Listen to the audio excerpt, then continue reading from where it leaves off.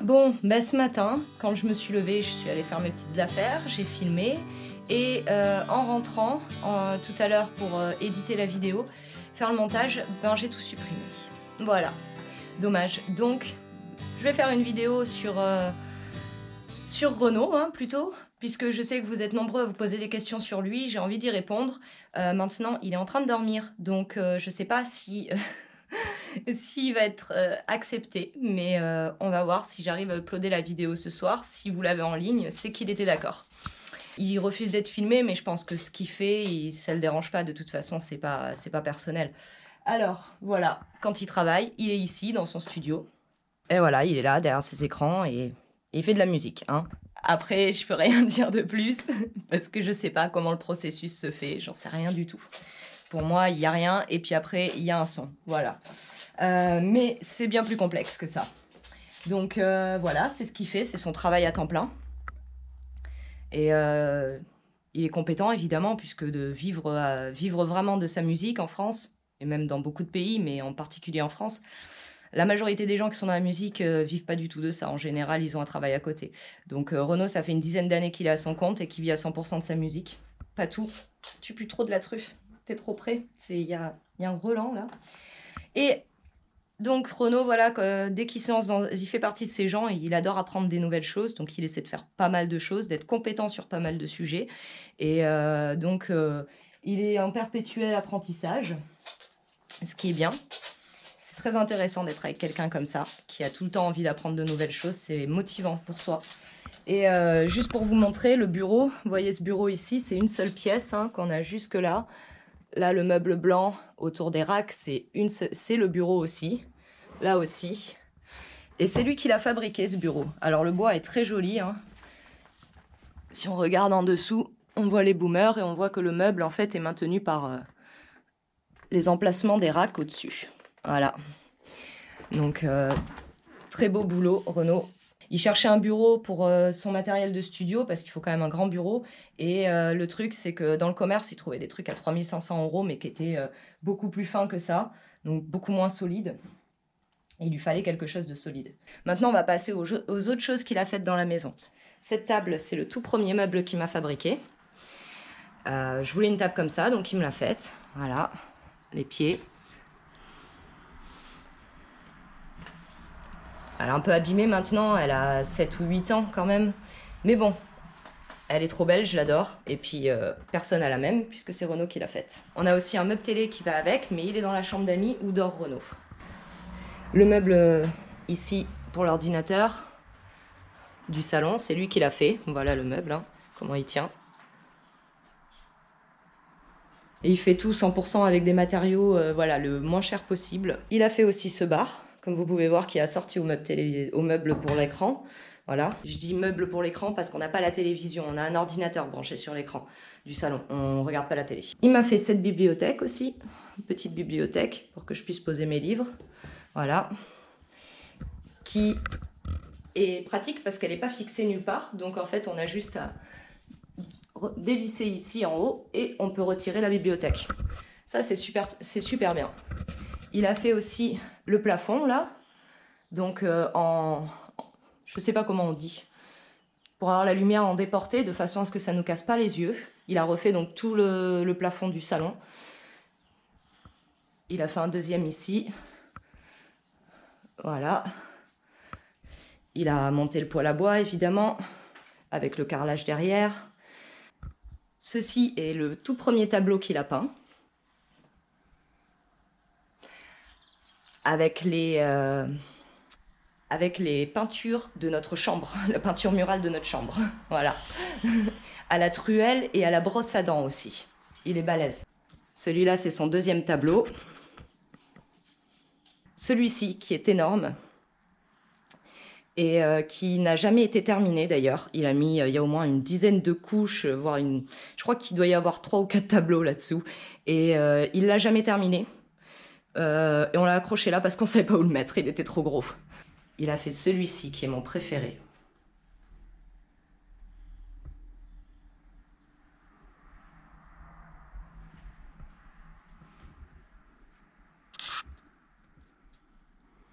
Et celui-ci.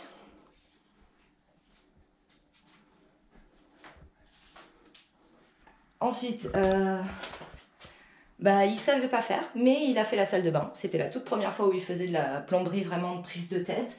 Et on avait une baignoire avant, il a refait entièrement, on a dû tout casser. Il s'est tout tapé tout seul pendant 3 semaines. J'ai jamais entendu autant râler que pendant ces 3 semaines-là. C'est pas compliqué.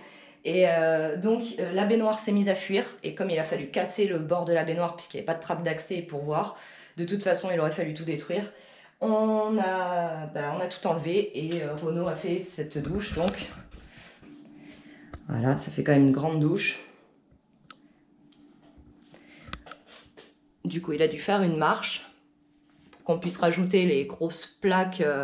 Je sais plus en quoi c'est fait, c'est des grosses plaques sur lesquelles on carrelle directement et qui mettent à niveau pour que ça puisse s'évacuer correctement dans la bonde. Donc c'est parfait. Il a fait un petit coffre pour moi parce que si jamais j'ai besoin de m'asseoir. L'homme idéal. Allez. Exactement. Pour l'intérieur, je crois qu'on a fait le tour. En tout cas de ce que moi je préfère parce qu'il a fait il a fait un bon nombre d'autres choses, mais à l'intérieur, ce que moi je préfère.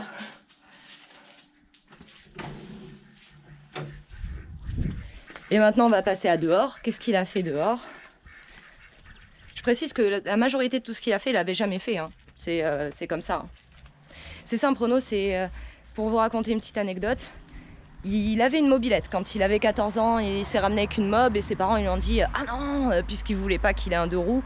Ils lui ont dit « De toute façon, ta mob, elle ira jamais dans notre garage. » Et ben du coup, le jour qui a suivi, il descendait dans la forêt en bas de chez lui, couper des arbres qui ramenait avec les rondins entiers, qui se ramenait en les traînant jusqu'à chez lui, et il a fait une cabane en rondin pour mettre sa mob. Et la cabane en rondin, c'était il y a plus de 20 ans, elle est encore là aujourd'hui, et elle sert de cabane à outils à ses parents. Donc ils sont bien contents d'avoir ça. Alors qu'est-ce qu'il a fait? Il a fait ici les panneaux solaires. Donc déjà il a fait l'abri, voilà. Je l'avais déjà montré cet abri, mais pour les personnes qui connaissent pas, qui n'ont pas vu avant, les panneaux solaires plus l'abri, on a calculé avec l'abri, je crois que ça faisait 2150 €. Alors les panneaux en eux-mêmes, ils viennent de Discount Solaire ou Solaire Discount, je ne sais plus exactement. Et si j'y pense, je mettrai le lien dans la description. Après, par contre, faut savoir faire, hein, bien sûr. Et donc, les boîtiers et tout le câblage, par contre, boîtier que vous pouvez voir ici, et tout le câblage, ça vient de Chine. Et il a acheté bien sûr avec les panneaux solaires le gros boîtier qui permet de gérer les panneaux en fait. Qui se trouve juste à l'entrée de son studio. Donc il a fait ça ici. Il a fait le portail aussi. Et le portillon. C'est la première fois qu'il avait fait avec du bois qui en fait n'était pas d'assez bonne qualité. Le montant était en train de partir. Donc il a repris le vieux bois du premier portail qu'il avait fait. Et il a soudé directement. Voilà, il a acheté de l'acier. Et il a fait le portail, mais il vaut mieux le voir de dehors parce que de dedans, c'est pas là où c'est le mieux appliqué. Voilà, de dehors. Faudrait qu'on revernisse par contre. C'est même embêté à rajouter ces petits trucs là. Hein. Alors c'est aussi Renaud qui fait toute la mécanique des véhicules aujourd'hui, ou presque toutes, parce que c'est tellement difficile de trouver quelqu'un de sérieux.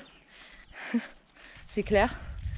Et qui nous fasse pas des facturations de fou aussi. Parce que bon, quand on nous fait un devis, on va voir sur Oscaro le prix des pièces. On calcule le prix de la main d'œuvre, on se rend compte que c'est toujours bien au-dessus. Et là, je me rends compte que j'ai 2 canards sur la terrasse. Mais qu'est-ce que vous faites là? Allez, venez. Papa, il va râler, hein. Il veut pas de fiente sur la terrasse. Allez, les canards.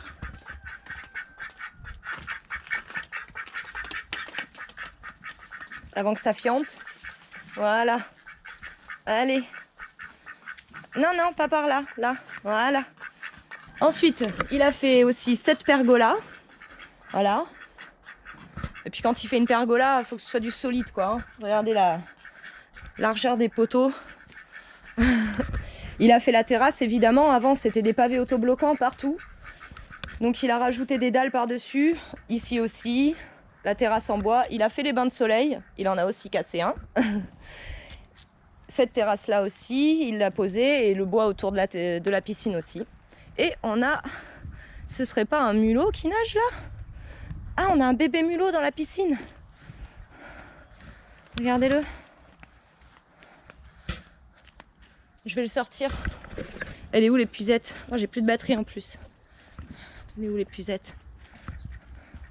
Faut que je le sorte, il va se noyer, on va le retrouver dans les skimmers. Bon, ben je l'ai sorti et il est reparti direct dedans. À un moment, s'il a envie de se suicider. Il a fait cette pergola aussi.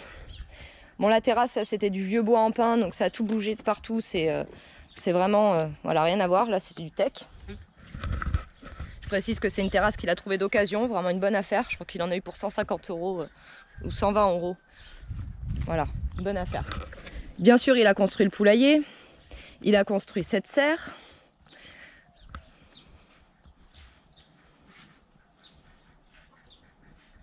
Qui maintenant est vieillissante, elle va pas tarder à nous lâcher puisqu'elle commence à pourrir.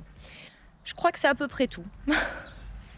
Il a refait la cuisine, on a refait la cuisine ensemble bien sûr, ce genre de choses. Mais bon, ça c'est la cuisine, vous l'avez vu plein de fois. Que le salon vous n'aviez pas vraiment vu. Donc voilà, si jamais il accepte que je mette cette vidéo en ligne, je la mets en ligne ce soir. Sinon, ça risque d'être que demain le vlog. Voilà, donc ça m'embêterait. Un patou. Enfin, bon ben voilà, c'était juste une petite vidéo pour vous montrer ce qu'avait fait Renaud, parmi les choses principales qu'il a faites ici, et ce qu'il fait de ses journées en fait. Bon, et la prochaine vidéo, ce sera les canards, je vais les préparer, donc voilà, ce sera la prochaine vidéo.